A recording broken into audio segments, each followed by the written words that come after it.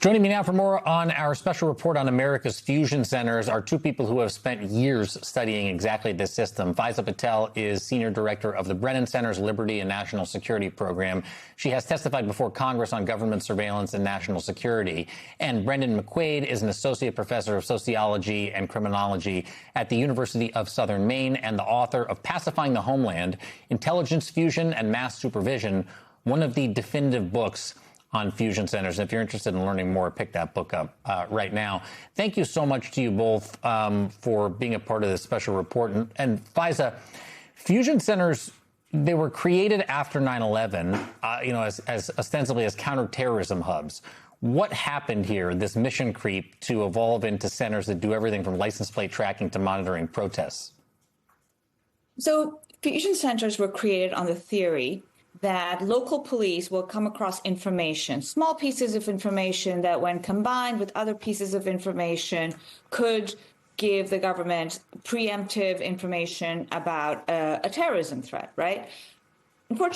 Fortunately, there really isn't that much terrorism in the United States. And over time, these fusion centers suffered what's called mission creep. So they became, by and large, almost every fusion center. If you look at their mission statement, it says all crimes, all hazards, right? So that's pretty much everything within the criminal jurisdiction, but actually broader because it's hazards as well. So they have this extremely wide jurisdiction.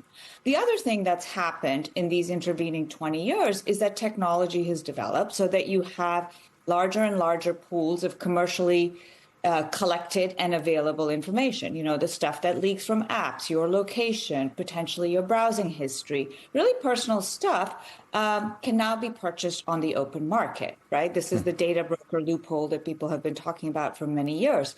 A lot of that information now also comes into fusion centers. So you have these entities, started with a counterterrorism purpose, moving on to a broader purpose, having access to broader and broader pools of information, and at the same time, very few rules governing how that information is used, governing the quality of the intelligence they produce, and really very minimal oversight because, as you noted, they're state fusion centers, but they also have a very strong federal element.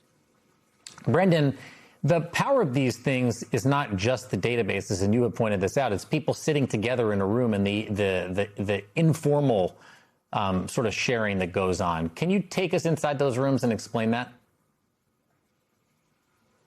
So fusion centers are set up as interagency task forces. So there's two different types of fusion centers. There's the Metro Fusion Center, which is run by, big city police department. And then there is the statewide fusion center, which is run by the state police. They're just the agency that runs the fusion center.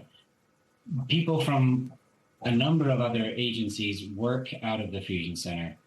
Local police, federal police, FBI, DHS or HSI, DHS Office of Intelligence Analysis, which is DHS's intelligence agency, HSI or ICE, sometimes FBI, ATF, any number of agencies, including state agencies. You can have in Maine, there's a Department of Public Health workers at the Fusion Center tracking opioid overdoses.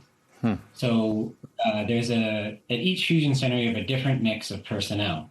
They all have, for those personnel that work for different agencies, they have two bosses and they're operating, if you're federal police operate under different laws than local police. So you have a situation at the ACLU called a long time ago policy shopping, where when you have all these different, government personnel operating under different legal regimes, then, you can, different people have more permissive contexts depending on what the situation is. So, what can happen is if you need to access a particular, if Homeland Security, if ICE is trying to access a particular piece of information, maybe they could get it from the local police, maybe they could get it from FBI. And then a very important thing is fusion centers. Can I just ask, Brendan, this is basically an informal information sharing. I mean, it's formal insofar as that these fusion centers are obviously formally set up, but this type of information sharing may not be sort of the official ask for information sharing that we might think about if we're not inside one of these rooms. It's literally something that's happening in a is casual the right word, type of a way? Well, they were set up to facilitate, like, they're in person. They have personnel deployed from other agencies precisely to facilitate, informal information sharing, right? To facilitate collaboration and the type of collaboration and information sharing that can happen in person. So let's get everyone in the room and get them working together. And this is smoother and will allow us to do things that we can't do, at arm's length through formal procedures. I see. Faisal, I want to go through a quick list because when you look at this list, I think it really truly illustrates the stakes. The Trump administration identifies things like anti-Americanism, anti-Christianity, extremism on race, extremism on gender, and opposition to traditional American views on family, religion, and morality as potential indicators of domestic threats, whatever the hell those are. When you apply this kind of a framework to a nationwide network like fusion centers, how dangerous do they become? Do you think governors are underestimating the risk? Do they not understand them? What's happening? I think that we have to think about fusion centers as part of a broader network of information sharing mechanisms, right? So you also have Joint Terrorism Task Force, you have Homeland Security task forces, you just have like a plethora of these kinds of mechanisms, and fusion centers are one of them. And I think it's right to focus on them because they are a major potential outlet. And if you remember, they were created for counterterrorism, right? At that time, the sort of counterterrorism threat was primarily Al-Qaeda or ISIS-associated terrorism.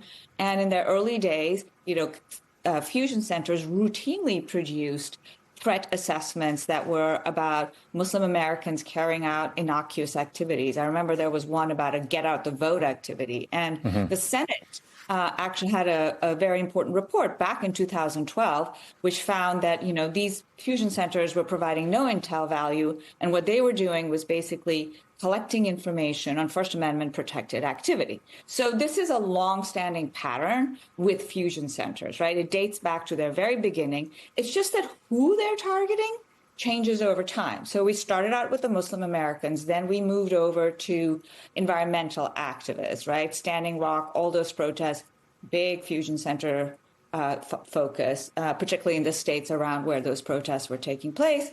You had the Black Lives Matter movement.